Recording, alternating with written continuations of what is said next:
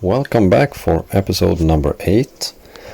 In this episode I'm going to begin with the floor heating system to lay down the piping.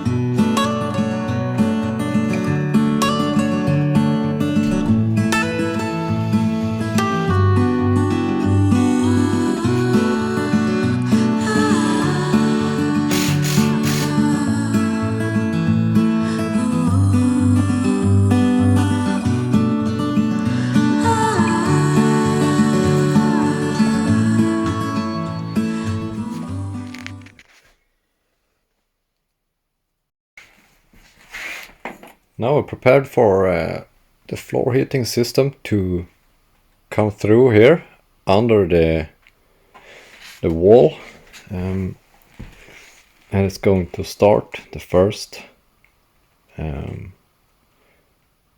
lap here, and I counted that it will do 12 whole rows to come out there,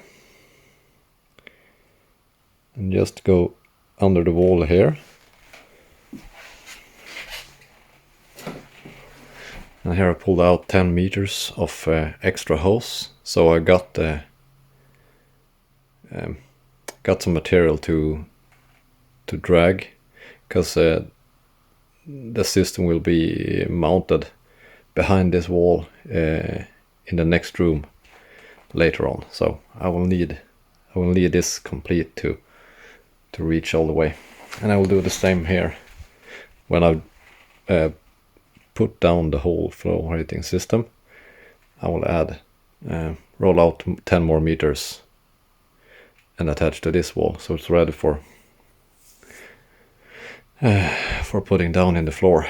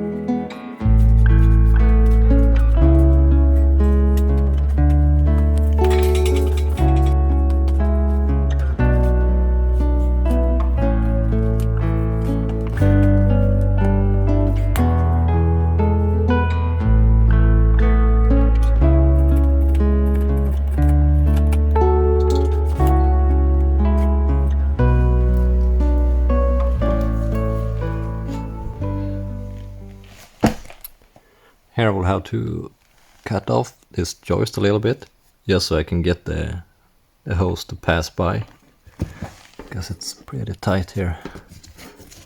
So just take it off a little bit so it can make a U-turn and come back here.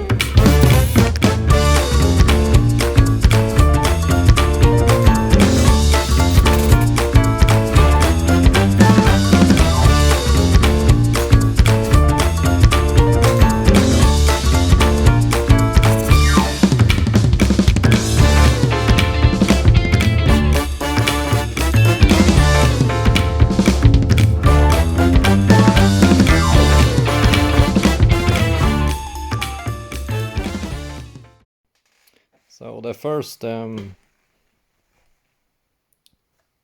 part of the floor heating is down. This is one whole continuous hose of floor heating for water bearing one. I had to, as explained earlier, I had to take out a little bit in the wall to get more healthier curve here. And same for here. I didn't have to carve in the wall, but I had to reduce some height in the beams. Also there.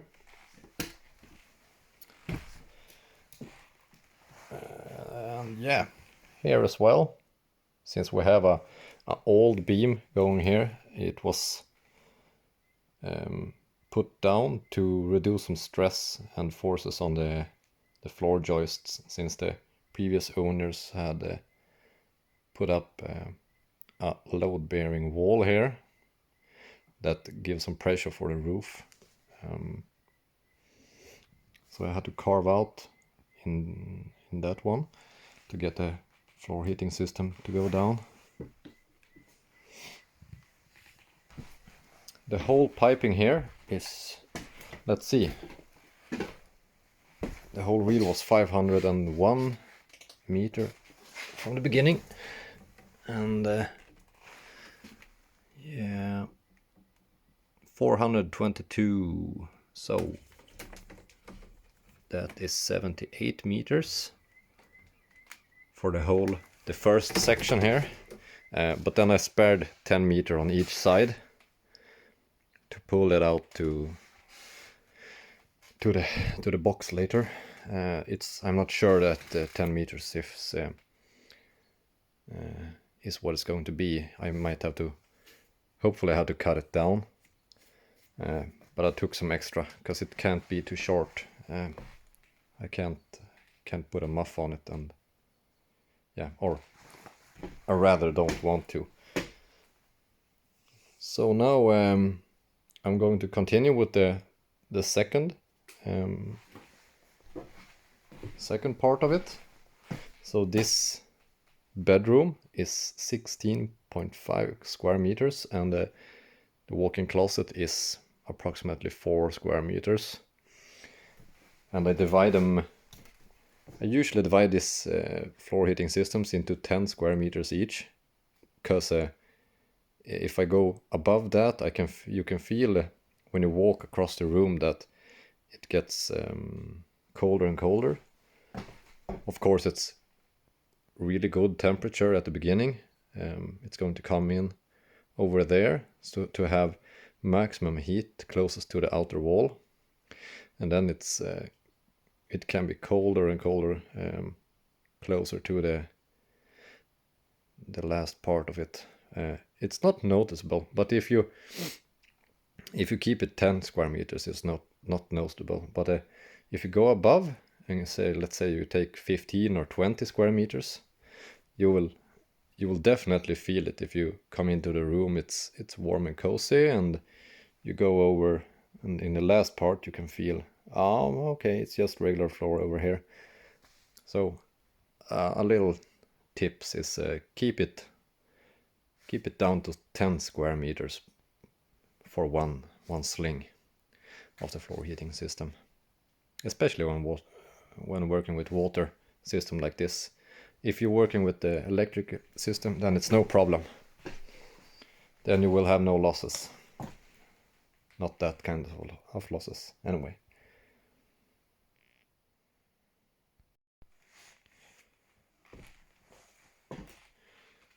I've noticed that the second part of this floor heating system that will lay here and go into the walk-in closet is a little bit mismatch, because as proposed earlier, I had to go in that direction, but when coming here to the last one in the bedroom, it would be in that direction. So I had to find a way to get in there. and having the pipe to go this way, and then somewhat healthy radius turn, it had to go like underneath the insulation and come up there somewhere. And that is a little bit unfortunate. I think I will have major losses in the heat when going underneath. That is unfortunate. And when coming in here, if I go with that idea, I have the last row over there, and that will also be in the wrong direction, going that way. But I will have the water access box further that direction in the house. So it would be much greater if the direction was over there, so I can just go under the wall and to the right. So I'm thinking of making this line, this second part, to come in here in between those two joists, and just follow. Hard walk here. And here I can just make a right turn, pull it under those two, and come in here. That means I will just switch the directions of all the rows, making this one going the correct direction. I have to go here and somewhere go under the wall here, so I can put it up here somewhere and take this row, and that makes also the last row to go in the correct direction. So I think I'll go with that. It's not optional to have the pipe to lay in between two of these, but I also think that it won't be a problem. It will just add some extra heat to this floor part, but since those two is further away than the CC measurement between the standard ones, so yeah, it will be good, I think.